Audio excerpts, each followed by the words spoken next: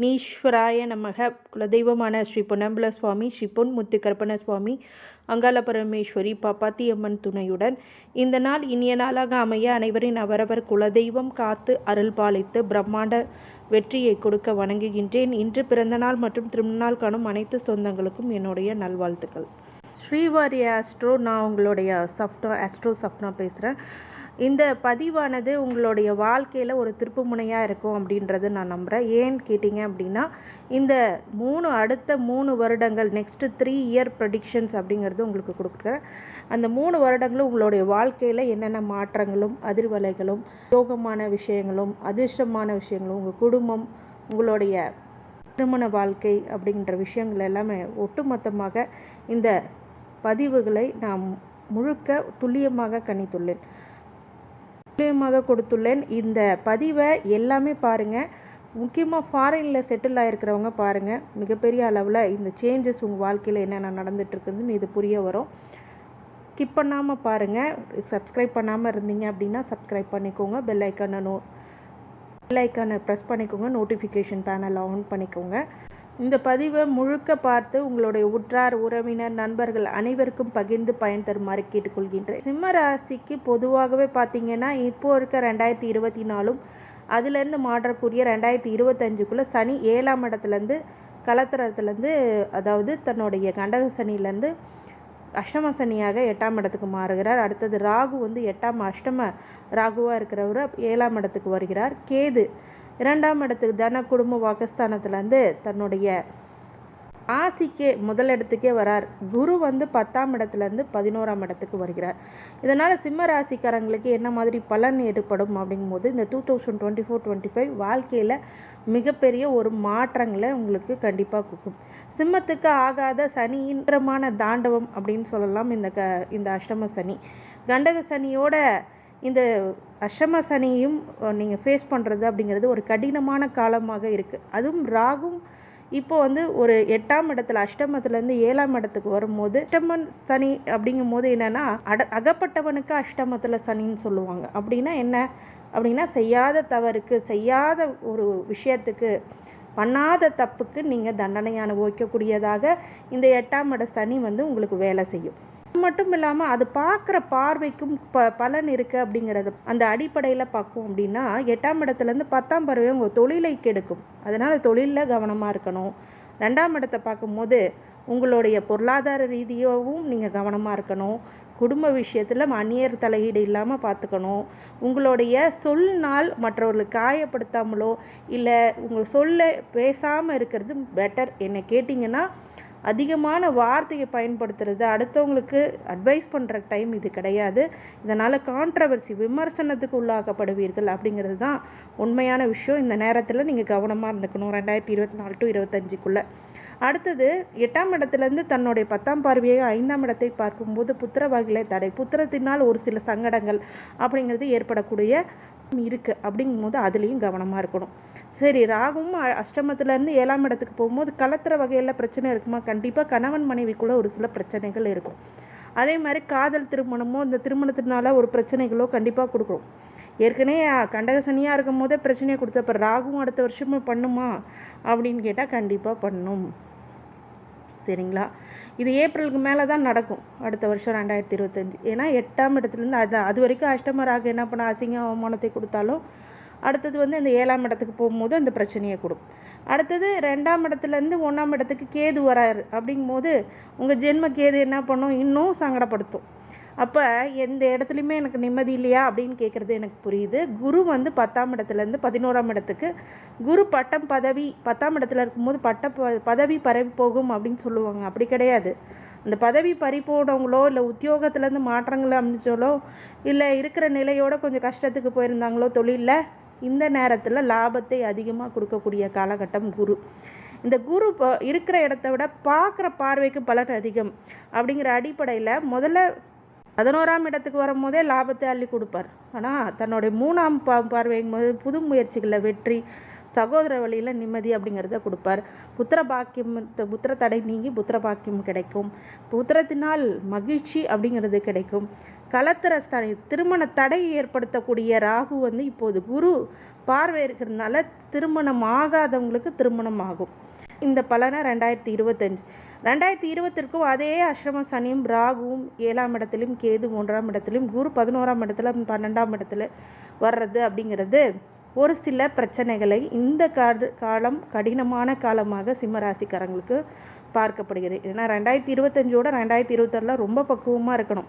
எந்த ஒரு கிரகசாரமும் உங்களுக்கு சனி வந்து அஷ்டமத்தில் இருக்கிறதும் ராகு கேது வந்து இது சர்ப தோஷம் மாதிரி தான். ராகு 7ஆம் இடத்துல இருக்கிறது, கேது முதல்ல இருக்கிறதுக்கும் சர்பதோஷம் தான்.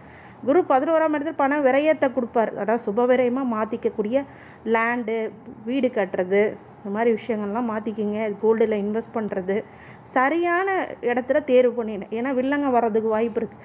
அதனால் அதுலேயும் இருக்கும். அது மாதிரி தேவையில்லாத செலவுகள் ஆகக்கூடியதாகவும் இந்த 12ஆம் இடத்துலேருந்து நல்ல குரு பார்வைக்கு பலன் அதிகங்கிற பட்சத்தில் இருக்கிற இடத்த விட பார்க்குற பார்வைக்கு பலன் அதிகம் என்ற அடிப்படையில் பார்த்தீங்க அப்படின்னா 4ஆம் இடத்தை பார்க்குறாரு. அப்படிங்கும்போது சொத்து சுகம் வீடு மனை யோகம் அப்படிங்கிறதெல்லாம் உண்டாகும். கிரக பிரவேசம் பண்ணிடுவீங்க. நல்ல நகை ஆடம்பரமான விஷயங்கள்லாம் அடையக்கூடிய ஒரு ஸ்தான பிராப்தமும் வருது. 6ஆம் இடத்தையும் பார்க்குறாரு. அப்படிங்கும்போது நோய் எதிரி கடன் அப்படிங்கிறது உங்கள் கட்டுப்பாட்டுக்குள்ளே வரும்.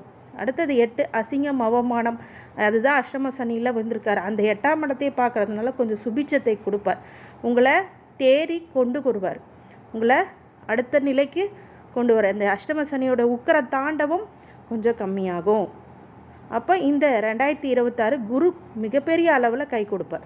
இது 2027 சனி அதே அஷ்டம சனியாகும். அடுத்தது கொஞ்சம் பாதி மாதத்துலேயே 9ஆம் இடத்துக்கு மாறுவார். அது பிற்போக்க பலன்களை நான் 2027 உங்களுக்கு ஈஸியாக போடுறேன், புரிகிற மாதிரி அது முழுக்க போடுறேன். கோச்சார பலன்கள், அந்த கோச்சாரத்தை நீங்கள் எனக்கு நகர்வுகளை புரிஞ்சுக்கணும். அடுத்தது ராகு 6ஆம் இடத்துலையும் கேது 12ஆம் இடத்துலையும் வர்றது அவ்வளோ உசிதமான பலன்கள் இல்லை. ராகு 6ஆம் இடத்துல இருக்கும்போது எதிரி தொல்லைகள், கடன் தொல்லைகள், விபத்து கண்டங்கள், நோயினால் பாதிப்பு அப்படிங்கிறதெல்லாம் கொஞ்சம் கொடுக்கும். 8ஆம் இடத்துலையும் அஷ்டமத்தில் இருக்கிறதுனால அவமானம் அசிங்கம் ஏற்படும், தீராத பழிக்கு ஆளாக்கப்படுவீர்கள் அப்படிங்கிறதுலாம் ஒன்றும். ஆனால் திடீர் அதிர்ஷ்டம் அப்படிங்கிறது வருமா அப்படின்னா அது விரயமும் ஆகும். 12ஆம் இடத்துலேருந்து 1ஆம் இடத்துக்கு குரு வர்றது அப்படி விசேஷமாக அப்படின்னா ஜென்மத்தில் குரு வரும்போது மன உளைச்சலை கொடுக்கும். அப்போ இந்த 2027 எனக்கு நல்லா இருக்குமா அப்படின்னா பார்க்குற பார்வைக்கு பலன் அதிகம்ன்ற அடிப்படையில் முதல் பார்வையிலேருந்து 5, 7, 9 அப்படிங்கிற முக்கியமான இடத்த பார்க்குறதுனால நல்ல திருமணம் நடக்கும், புத்திர பாக்கியம் கிடைக்கும், குலதெய்வ அனுகிரகம் கிடைக்கும், மிகப்பெரிய அளவில் வளர்ச்சி அடைவீர்கள். என்னங்க சொன்னது ரிப்பீட் பண்ணியிருக்கீங்க அப்படின்னா ஒவ்வொரு வருடமும் அதுக்காண்டான விஷயங்களை நம்ம சொல்லி தான் ஆகணும். அந்த காரக பலனை தனித்தனியாக தான் இப்போ சொல்லிக்கிட்டு இருக்கோம். புத்திர வழியில் மட்டும் இல்லை, அறிவு சார்ந்த விஷயங்களில் முக்கிய முடிவுகளே எடுப்பீங்க. அந்த குரு நல்லது பண்ணுவார். 7ஆம் இடத்துல பிஸ்னஸ் பார்ட்னர் வழியில் நல்ல ஒரு ப்ராஃபிட், இல்லை லைஃப் பார்ட்னர் வழியில் நல்ல சொத்து சுகங்கள் சேரக்கூடிய ஸ்தான பிராப்தம். அடுத்தது 9ஆம் இடத்துல பாக்கிய குருவாக இருக்கும்போது உங்கள் தந்தை வழி சார்ந்த உறவுகள்னால ஒரு சில மாற்றங்கள் ஏற்படும். அதே மாதிரி உங்களுடைய பாக்கியத்தை குறிக்கக்கூடிய இடத்துல பார்க்கறதுனால பூர்வ புண்ணியத்தில் இருக்கக்கூடிய அந்த புண்ணியங்களுக்கு உண்டான நல்ல விஷயங்களை இந்த காலகட்டத்தில் நல்லா அனுபவிக்கக்கூடிய ஒரு விஷயமாக கண்டிப்பாக அமையும். அடுத்தது என்ன பார்க்க போகிறோம் அப்படின்னா இது வரைக்கும் கோச்சார பலன்களை நம்ம பார்த்துருக்கோம். அடுத்தது தசாபூத்திகள் எப்படி இருக்கும் அப்படிங்கிற அடிப்படையில் சூரிய சந்திர செவ்வாய் திசை 2025லும் 2026லும் 2020லும் கவனமாகவும் எச்சரிக்கையாகவும் கடந்து சொல்வது அவசியம் அப்படின்னு சொல்லலாம். ஏன்னா சூரிய சந்திர செவ்வாய் திசைக்கு சனிக்கு ஆகாத திசை, அதுவும் சிம்ம ராசிக்கோ சிம்ம லக்னத்துக்கோ ஆகாத திசை. அடுத்தது ராகு திசை 2025 அஷ்டம ராகுவாக சில கவனங்களை அவமானங்களை மறைத்து தடைக்கு பின் திருமண பாக்கியத்தை கொடுத்துருவார். 2025 ராகு திசை நடக்கிறவங்களுக்கு உங்கள் ஜாதகத்தில் ராகு திசை நடக்குதான்னு செக் பண்ணுங்கள். அதில் ஏதாவது டவுட் இருக்குது அப்படின்னா எனக்கு கால் பண்ணலாம்.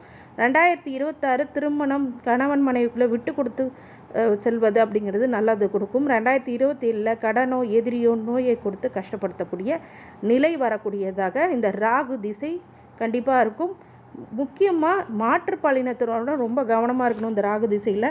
அடுத்தது குரு திசை 2025 லாபத்தை அள்ளி கொடுப்பார், புது முயற்சிகளை வெற்றி கொடுப்பார், புத்திர வழியாக இருக்கும்போது சந்தோஷத்தை கொடுப்பார், திருமணம் கை கூடும் அப்படிங்கிறது ஒரு உண்மையான விஷயம். உங்களுக்கு திசை பார்க்கறதுலன்னா இப்போ எவ்வளவோ வெப்சைட்டில் நேம் டேட் ஆஃப் பர்த் எல்லாம் போட்டு உங்களோட திசைகளை நீங்கள் எந்த இயர்லேருந்து எந்த இயர் வரைக்கும் இருக்குன்றதை பார்த்துக்கோங்க. அதன் அடிப்படையில் அதை பார்த்து முடித்தோடனே உங்களுடைய டேட்டு டைம் என்ன திசை நடக்குதோ அதை பொறுத்து இந்த முழுக்க வீடியோ பாருங்கள். அப்போ இந்த திசையில் உங்களுக்கு இந்தந்த வருஷத்தில் இவ்வளோ நடக்கும் அப்படிங்கிறது புரிஞ்சிடும். 2024 விரய குரு செலவு அதிகரிக்கக்கூடும். வீடு மனை யோகம் அப்படிங்கிறது இருக்கும். எதிரி நோய் கடன் அப்படிங்கிறதுலாம் அவங்க கட்டுப்பாட்டுக்குள்ளே இருக்கும். அஷ்டம பார்வையில் ஆயுள் தீர்க்கம் அதிகரிக்கும். திடீர் யோகம் அதிர்ஷ்டம் உண்டாகும். 2027 ராசிய குரு ஜென்ம குரு வனவாசம் சொல்லுவாங்க. புத்திர பாக்கியம் உண்டு. திருமணம் நடைபெற பாக்கியம் இருக்குது. பாக்கியங்கள் அதிகமாகும். ஆனால் கொஞ்சம் மன உளைச்சலும் மன சோர்வுகளையும் சில பிரச்சனைகளையும் கொடுப்பார் அப்படிங்கிறது தான் 2027 நடக்கும். சனி திசை அஷ்டம சனியோட தாக்கம் இருக்கிறதுனால அந்த சனி திசை அதனால் அவமானம் அப்படிங்கிறது உண்டு. ஜாக்கிரதை. தொழில் நஷ்டம், தன குடும்ப வாக்கில் தோய்வுகள் ஏற்படக்கூடியதாகவும் புத்திரமனையில் மன உளைச்சல் ஏற்படுத்தக்கூடிய விஷயமாகவும் வெளிநாடு வெளியூர் செல்லக்கூடிய விஷயங்களும் அமையும். அதனால் ஒரு சில பிரச்சனைகள் சங்கடங்கள் அப்படிங்கிறது வரும். இந்த சனி திசை ரொம்ப ஜாக்கிரதையாக இருக்கணும். யோக சனியாக அங்கே ஜாதகத்தில் இருந்துச்சுன்னா மட்டும்தான் அரசியல்வாதியாகவோ மக்களுக்கு பிரபலமாகக்கூடிய திசையாகவோ அது அமையும். அப்படி இருக்குதாங்கிறத நீங்கள் உங்களோட ஜனன கால ஜாதகத்தை தான் செக் பண்ணணும். அஸ்ட்ரோ கன்சல்டேஷனுக்கு என்னுடைய நம்பருக்கு வாட்ஸ்அப் நம்பருக்கு நீங்கள் கால் பண்ணணும். அடுத்தது புதன் திசை. இந்த புதன் திசையில் தான் சனி திசையோடைய தாக்கங்கள்லேருந்து மீண்டு வருவீங்க. கடன் வம்பு வழக்கு அப்படிங்கிறதுலாம் மாட்டாமல் இருப்பீங்க. நோயோடைய தீவிரத்தை நீங்கள் இப்போ அதிகமாக கொடுக்கும். மன கஷ்டத்தை ஏற்படுத்தும். அதனால் புதன் திசை ஒரு ஞானத்தை கொடுக்கும். எப்படின்னா இந்த உலக மக்கள் நம்மளுடைய வாழ்கிறவங்க எப்படி இருக்கிறாங்க அப்படிங்கிற ஒரு புரிதலை உங்களுக்கு இந்த புதன் திசை கொடுக்கும். இந்த திசைகளில் உங்கள் திசை எந்த திசை நடக்கிறது அப்படிங்கிறது நீங்கள் உங்களோட ஜனன கால ஜாதகத்தை செக் பண்ணுங்கள். தெரியல அப்படின்னா எனக்கு கால் பண்ணி தேசாபுத்தியை செக் பண்ணி கேட்டுக்குங்க. நான் எப்படி பார்க்கணும் அப்படிங்கிறது சொல்லித்தரேன். நீங்கள் அதையும் பார்த்து பயனடைங்க. பொதுவாக அஷ்டம சனி அன்னதானம் பண்ணுங்கள். முடிஞ்ச அளவுக்கு ஊனமுற்றோர்களுக்கு உதவுங்க. அதே மாதிரி ஜீவராசிகளுக்கு தினமும் சாப்பாடு வைங்க, தண்ணி வைங்க. இதெல்லாம் ரொம்ப மிகப்பெரிய நல்ல புண்ணிய பலனை கொடுக்கும். யாராவது அநாத ஆசிரமத்தில் இறந்து போயிருந்தாங்க அப்படின்னா அவங்களுடைய கர்மா காரியத்துக்கு உதவுங்க. ரொம்ப நல்ல பலன்கள் உங்களுக்கு கொடுக்கும்.